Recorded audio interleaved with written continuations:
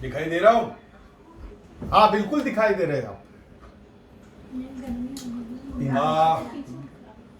बहुत अच्छा समय है, दशहरा का पर्व है और बहुत सारी बातें हमें आज याद आ रही हैं जो वर्षों से हम करते चले आ रहे थे, और इस वर्ष ही नहीं हर वर्ष हमें ये सब बातें याद आती है और हम याद करके अपना मजा ले लेते हैं। तो इस धरती पर एक बहुत बड़ा प्रश्न जो आया है, मैं डायरेक्ट अपने मुद्दे पर आता हूँ, पॉइंट पे आता हूँ कि इस धरती पर कोई कहता है भगवान है, कोई कहता है भगवान नहीं है, और बहुत बड़े वैज्ञानिक लोग उसे कहते हैं कि भाई कोई शक्ति तो है। अब चाहे उसे हम भगवान कहें, ईश्वर कहें या कुछ भी कहें, तो बड़ी वह शक्ति स्वरूपा, वह शक्तिमय जो कि अनंत है, अविनाशी है, निराकार है, अंतर्यामी है, सर्वत्र है। चाहे उसे हम भगवान कहें, चाहे ईश्वर कहें, पर कोई तो शक्ति है जो इस ब्रह्मांड को चलायमान कर रही है। शायद आप लोग इस मेरी बात से सहमत है होंगे कि नहीं होंगे। अब यह शक्ति में जो स्वरूप है, शक्ति का स्वरूप है जो जाकी रही भावना जैसी, प्रभु मूरत देखी तिन तैसी। हम मनुष्य ने इस शक्ति को एक स्वरूप दिया है, चाहे वो शंकर का दे दिया, राम का दे दिया, सीता का दे दिया, लक्ष्मण का दे दिया, ये माँ दुर्गा का दे दिया। हम अपना एक स्वरूप बनाकर इसकी उपासना करते हैं और इसकी पूजा करते हैं, और इसका हमें फल निश्चित ही मिलता है और प्राप्त होता है। तो हमारी भावना के अनुसार हम इसकी पूजा करते हैं। तो ये जो शक्ति स्वरूप है, इसके मन में भी एक दिन विचार आया। क्या विचार आया?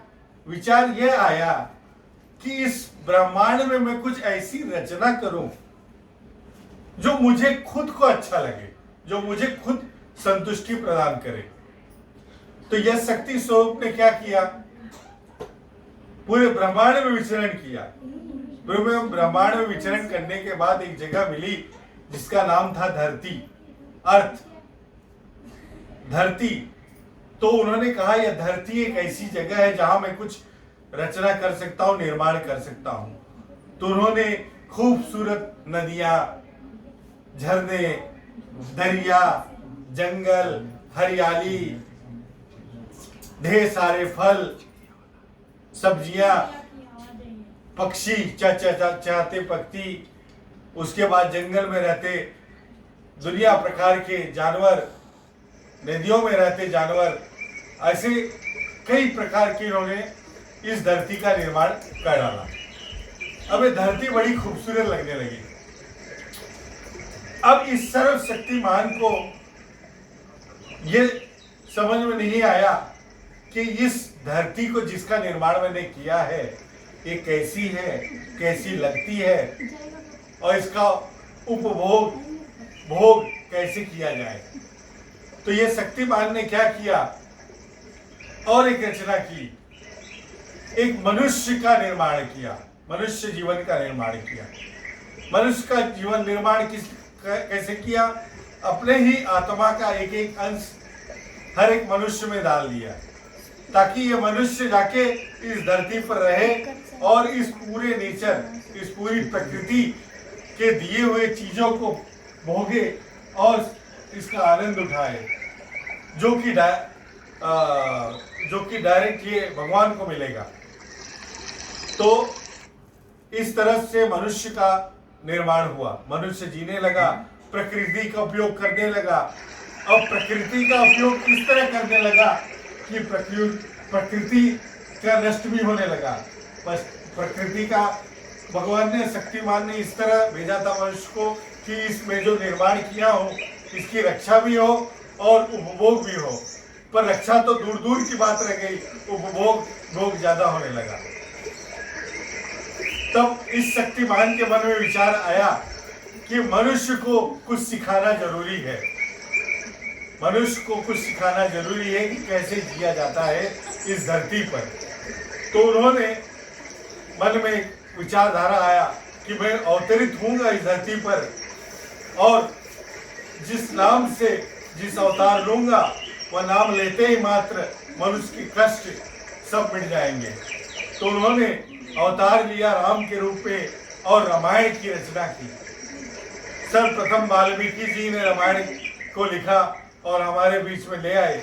उसके बाद तुलसी बाबा ने इस तरह रामायण लिखी कि हम उसके आदी हो गए और रामायण हमें बहुत प्रिय लगने लगी। तो ये रामायण वहीं तक ही नहीं, चिरन काल से आज तक ये रामायण चली आ रही है और इसका मंचांकन होता रहा है। रामायण मनुष्य को, पुत्र को पिता के प्रति, माता के प्रति, मित्र के प्रति, दोस्त के प्रति, दुश्मन के प्रति, समाज के प्रति, इस प्रकृति के प्रति कैसे जिया जाता है ये श्री रामचंद्र जी ने सिखाया। मर्यादा पुरुषोत्तम श्री रामचंद्र जी की जय हो। तो यही रामायण महादेव ने पार्वती जी को सुनाया, यही रामायण काकभूषण ने गरुड़ जी को सुनाया। तो महादेव जी ने सोचा कि चलो अब किस समय रामायण किस तरह का रूप हो गया है, लोग मनुष्य इसका किस तरह आनंद उठाते हैं। तो महादेव जी ने कई बार विचरण किए हमारे अनशक्ति नगर कॉलोनी में, जहां उनकी नजर जागृति समिति पर पड़ी और वो माँ पार्वती को आमंत्रित किए, देवी माँ आज आपको लिए चलते हैं जागृति समिति, वहाँ अनूठा ही मंचांकन होता है, वहाँ लोग दिल के साफ हैं और अपने ही तरह का राम को याद करने की उनकी शैली है। तो चलिए आइए चलते हैं आप सभी को लेके जागृति समिति। अरे चौबे जी, अरे का भैया, अरे आइए आइए आइए आइए, बैठिए। अरे बहुत बढ़िया बहुत बढ़िया। और इस बार जो है हम सोच रहे हैं, इस बार हम सोच रहे हैं कि हम लोग रोज हर बार क्या करते हैं कि 5-10 दिन रह जाता है तब मंचांकन शुरू करते हैं। तो हम सोच रहे थे क्यों न इस बार जल्दी चालू किया जाए। हाँ, समय भी है, 1 महीने का समय है, रिहर्सल का पूरा टाइम मिलेगा और सबसे विचारधारा ली जाए। गुप्ता जी आप क्या कहते हैं? अरे हम तो यही कहते हैं कि भैया पैसे का जो है डोनेशन कहाँ से आएगा। डोनेशन के भाई तो आशा पाल मिश्रा जी हैं और वो वैसे ही डोनेशन जमा कर देंगे। अभी आपने सुना नहीं कुछ देर पहले? हाँ, कुछ देर पहले बात कर रहे थे, हमने सुना कि जो है कलेक्शन हो रहा था, लाखों में आ रहे थे। अब जब लाखों में आ रहा है तो इस बार बढ़िया करेंगे। हम कह रहे थे कि गौवा में नहीं होता है कि एक मंच अलग से बनता है रावण दहन का, एक राम जी सीता जी का बनता है और फिर जो हनुमान जो है वो रस्सी पे वो तार नहीं लगा होता है, लटक के आते हैं और लगाते हैं, लंका फूंक देते हैं। ऐसा कुछ किया जाए इस बार तो मजा आ जाए। अरे आपकी विचारधारा भाई अति उत्तम है, पर ऐसा होना यहाँ संभव नहीं है। संभव चतुर्वेदी जी, आप चाहेंगे तो काहे नहीं संभव होगा। आप तो जो है कलाकार आदमी हैं, कई सालों से करते आ रहे हैं। तो कोई बात नहीं, तो आप इंटरेस्ट लिए हैं, आप चलिए, हम आपके साथ पीछे कुछ करिए, उसके बाद हम मिलते हैं और उसके बाद फाइनल डिसाइड करते हैं कि मंचांकन में इस बार क्या हुआ जाए। तो बेटर है हम चतुर्वेदी जी के पास चलते हैं। तो आइए चलते हैं हम हमारे आदरणीय श्री चतुर्वेदी जी के पास, जो रामलीला के जनक हैं और प्रोड्यूसर तो जागृति समिति थे, लेकिन उनके डायरेक्टर थे श्री चतुर्वेदी जी। तो आइए उनके पास चलते हैं और देखते हैं उनके पिटारे में क्या है। आइए चले। नमस्कार चतुर्वेदी जी, अब आप शुरुआत कीजिए रामायण की। धन्यवाद ज्ञान प्रकाश। जैसा कि आप लोग देख रहे हैं, जागृति समिति के